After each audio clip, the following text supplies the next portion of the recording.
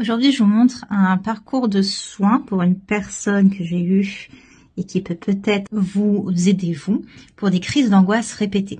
Donc, dans le cas de cette personne, il y avait une vraie déconnexion du corps, ce qui fait que le mental prenait le pas et le mental vient dramatiser le phénomène et créer les répétitions.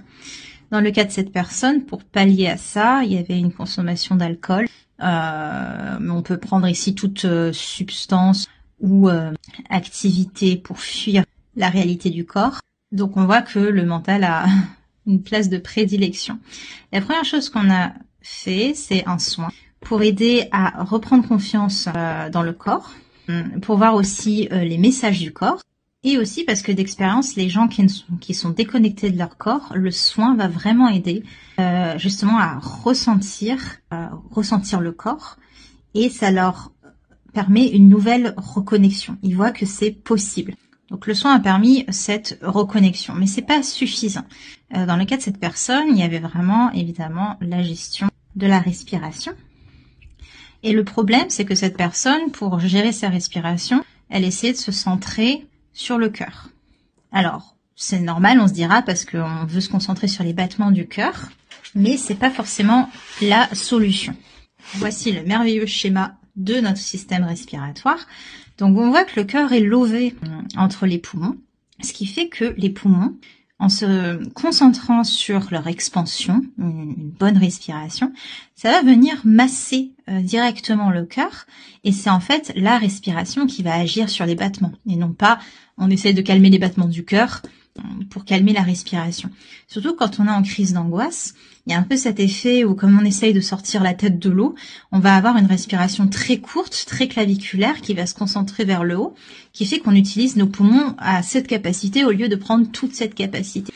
Et on va se dire, ah ben faut que je me concentre sur mes poumons, et du coup on va essayer de se concentrer sur la cage thoracique, mais on va toujours garder cette respiration haute. Alors que ce qu'il faut, c'est vraiment se concentrer sur le diaphragme, qui est le muscle qui va permettre ce système d'aspiration des poumons. Quand il va descendre, il va entraîner les poumons avec lui, ce qui va faire que l'air va pouvoir entrer dans les poumons. Donc c'est vraiment le diaphragme et la respiration abdominale, la respiration ventrale, qui va permettre une respiration ample, complète, et du coup des mouvements amples et complets aux poumons, avec un aspect bénéfique au niveau du massage du cœur. Donc quand on est en crise d'angoisse, parce qu'on manque d'air et qu'on panique, on va essayer de prendre de l'air le plus rapidement possible, mais du coup on respire pas à nos pleines capacités, et en plus on n'a aucun effet presque sur le cœur, alors que quand on respire avec cette amplitude, alors on permet vraiment un massage complet et une entrée d'air la plus complète possible. Donc déjà il y avait ce phénomène qu'on pouvait travailler. Mais il n'y a pas que ça. On va travailler à présent sur les activités ou les substances qu'on va utiliser pour fuir.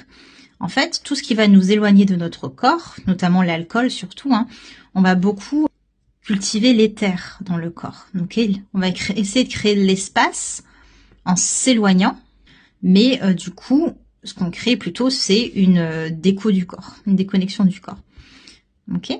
C'est pour ça aussi que quand on a beaucoup bu, les gens qui ont beaucoup bu, ils ont faim tout d'un coup. Alors il y a plein de phénomènes biologiques qui l'expliquent, mais énergétiquement, le fait de se nourrir, ça va venir alourdir le corps. Donc on va mieux sentir la digestion, et il y a un aspect où on va s'ancrer grâce à la nourriture. Donc on va venir en fait contrebalancer ce côté où là il y a eu trop d'éther par une consommation excessive. Et naturellement, le corps est intelligent, il essaye de se réguler et d'aller vers quelque chose qui l'ancre, comme de la nourriture par exemple. Et c'est pour dire que dès qu'on se déconnecte du corps, on se déconnecte aussi du matériel et de la terre. Alors que quand on est connecté au corps, on va avoir cet ancrage, parce qu'on va revenir par exemple avec des respirations, dans son cas par exemple des respirations très mentales où on va faire des décomptes, etc. Ça ramène au mental. Par contre, des respirations avec, on utilise les mains sur certaines zones du corps. On va vraiment mettre le corps en cohésion avec le rythme respiratoire. C'est ça qui va aider, pas des respirations avec des décomptes, parce que le décompte c'est très mental. Quand bien même, quand on ramène un ancrage dans le corps, qu'on se reconnecte au corps, On se reconnecte aussi à la notion de cycle qui est inhérente, enfin qui fait partie complètement de la notion d'ancrage. Et du coup, on va arrêter le phénomène de panique. Parce que dans une crise d'angoisse, il y a cet aspect où ça commence. On va aller sur le pic. Et là, on va s'affoler. On va se dire, oh mon Dieu, le pic va continuer, va continuer, va continuer. On va boire de l'alcool pour essayer d'apaiser le pic. Mais l'alcool va amener de l'éther. Et du coup, on va vraiment continuer en ligne droite vers le fait que ça monte, que ça monte, que ça monte. Alors que quand on se reconnecte au cycle, on sait qu'il y a un début, que certes, il y a un pic, mais il y a aussi une descente, et on amorce vers la fin et sur un nouveau cycle. Donc plus on est connecté au corps, plus on est connecté à la notion de cycle, et plus on sait que même s'il y a une crise d'angoisse, il y a un pic, mais il y a aussi une fin. Et ça aide à dédramatiser le mental, qui, du coup, n'a pas peur d'être dans la répétition. Parce que forcément, s'il y a toujours ce toujours plus quand on est déconnecté, eh ben on se dit que le phénomène s'amplifie et on pense que ça va jamais s'arrêter parce qu'on est déconnecté de la notion de cycle. Voilà, je trouvais ça intéressant de vous faire le parcours de soins.